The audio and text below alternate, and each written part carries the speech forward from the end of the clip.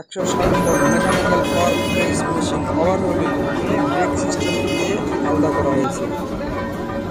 এরপর রানশেড থেকে বেল থেকে আলাদা করা হয়েছে।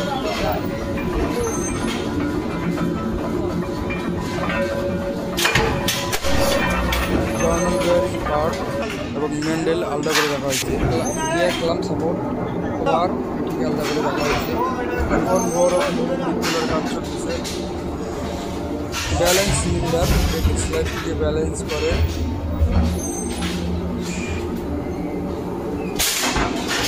এই পাওয়ার প্রেসটি নিউমেটিক সিলিন্ডার দিয়ে মডিফিকেশন করা।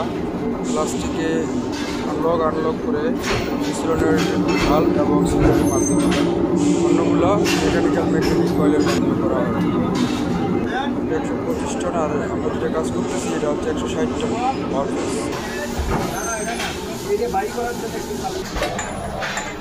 ঠিক আছে, আসতেছে।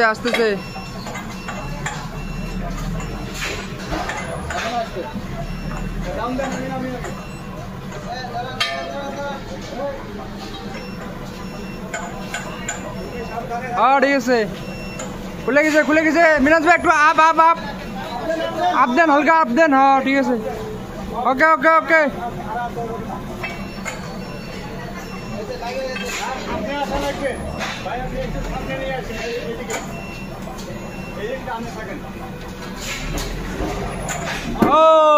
গুড।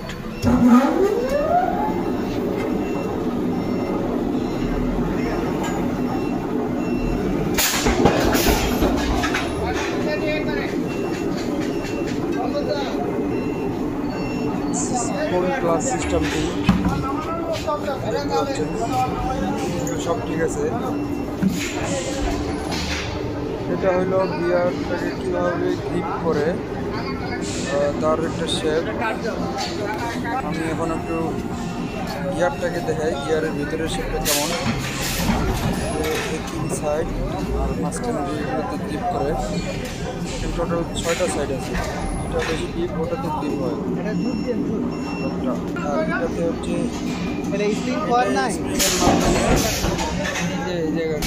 গিয়ারটাকে গ্রিপ করে, যখনই গ্রিপ করে তখনই স্লাইডটাকে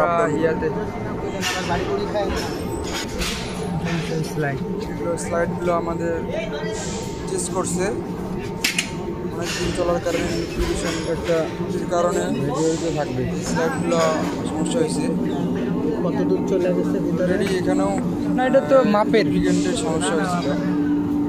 এরকম থাকবে আপনি বলতেছেন, এরকম স্যামসাং করছে। এরকম এটা মনে করা হচ্ছে যে এটা সমান থাকবে, আসলে তো সমান থাকবে কিনা সেটা আমরা পর্যবেক্ষণ করতেছি।